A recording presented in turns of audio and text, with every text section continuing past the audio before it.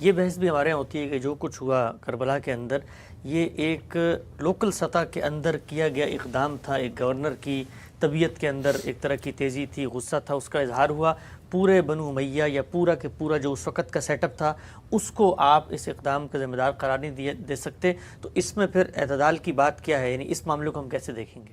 بظاہر یہی معلوم ہوتا ہے کہ کوئی یوں نہیں تھا کہ پیچھے سے کوئی احکام دیے گئے ہیں یا کوئی پابند کیا گیا ہے یا اس کی کوئی بعد میں تحسین کی گئی ہے. سب کو بعد میں یہی خیال ہوا کہ یہ حدود سے تجاوز ہو گیا ہے. لیکن آپ جانتے ہیں کہ سیاسی لحاظ سے جو ذمہ دار لوگ ہوتے ہیں، کسی کو آپ نے گورنر بنایا ہے، کسی کو پولیس کی ذمہ داری دی ہے، کسی کو فوج کی ذمہ داری دی ہے، تو بالعموم پھر یہ سزائیں نہیں دی جاتی. اس کی وجہ یہ ہوتی ہے کہ اگر آپ اس طرح کے اقدامات پر بھی سزائیں دینا شروع کر دیں گے تو کل کو کوئی نظم کو قائم کرنے کے لیے تیار نہیں ہوگا. اور ملوکیت میں تو اس کی گنجائش ہی نہیں ہوتی، کیونکہ ملوکیت اس اصول پر قائم ہوتی ہے کہ سیاسی اختلاف نہیں کرنے دیا جائے گا. ملوکیت اگر سیاسی اختلاف کو گوارا کر لے تو وہ قائم ہی نہیں رہ سکتی. اس وقت بھی جو دنیا میں ملوکیت کے نظم قائم ہے، یہ معاملہ تو بالکل الگ ہے نا کہ آئینی بادشاہت کا ایک تصور پیدا کر لیا گیا جیسے برطانیہ میں ہے یا یورپ کے بعض ملکوں میں ہے.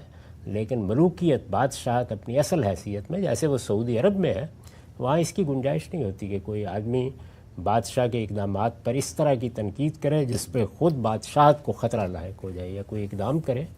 تو اس لیے وہاں سخت اقدامات تو کیے جاتے ہیں. تاہم بظاہر تاریخ کو پڑھنے سے یہی معلوم ہوتا ہے کہ یہ اقدام مقامی سطح پر ہوا اور حدود سے متجاوز ہو کر ہوا. آج کی صورتحال تو نہیں تھی کہ کیمرے لگے ہوئے ہیں اور پل پل کی خبریں آ رہی ہیں اور فوری طور پر کچھ کیا جا سکتا ہے. آپ جانتے ہیں کہ آپ کے ملک میں ایک دو موقعوں پر اس طرح کے اقدامات کیمروں کے سامنے ہو گئے اور نہیں روکے جا سکتے. لال مسجد کا واقعہ ہم بعد میں اس کے اوپر بھی بعض لوگ تعصب کا اظہار کرتے رہے، یہ کہتے رہے کہ غلطی ہو گئی یا یہ ہوا یا وہ ہوا. تو یہ معاملات سیاسی زندگی میں ہوتے ہیں. بظاہر یہ معلوم ہوتا ہے کہ نہ پہلے سے کسی کی منصوبہ بندی تھی اور نہ بعد میں کوئی اس کے اوپر راضی تھا. تاہم جب ہو گیا تو پھر کسی کے پاس بھی اس کا کوئی حل نہیں تھا.